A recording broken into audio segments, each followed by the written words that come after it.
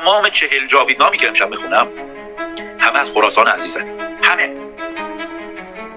من الان دی و بهمن و اسفند فروردین 4 ماه دارم جاویدنام میخونم، هر روز روزی 20 سفر میخونم.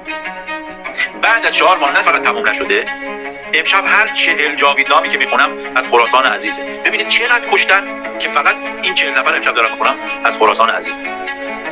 چقدر از خراسان کشتن، چقدر از ایرانی‌ها کشتن. هر چی میخونی تموم نمیشه. علت اینه که این مردم وایسادن که این حکومت رو سرنگون کنن. به رغم همه تحولات، توافق بشه یا نشه، محاصره بشه یا نشه، حمله بشه یا نشه، دیر بشه زود بشه، مردم ایران ایستادن این حکومت رو سرنگون کنن و سرنگونش میکنن. این حکومت بمونه بدتر از 18 و 19 دی کشتار میکنه. این حکومت بمونه ایران رو ویران‌تر میکنه. ما روزی 100 بار باید به خودمون بگیم ما یک هدف داریم، سرنگونی جمهوری اسلامی. هر چیزی پیش بیاد، توافق بشه یا نشه، جنگ بشه یا نشه، محاصره بشه یا نشه، دنیا با جمهوری اسلامی توافق بکنه نکنه، تسلیمش بکنه نکنه، ما هدفمون چش ازش بر نمی‌داریم. سرنگونی جمهوری اسلامی هدف درستیه. چرا درسته؟ چون تمام راه‌ها رو با این حکومت رفتیم و آخرش این حکومت هزار از ما رو در کف خیابان‌ها کشته و اگر بمونه بیشتر می‌کشه و ایران ویران‌تر میشه. ما راهی نداریم جز اینه که بر این هدف تمرکز کنیم.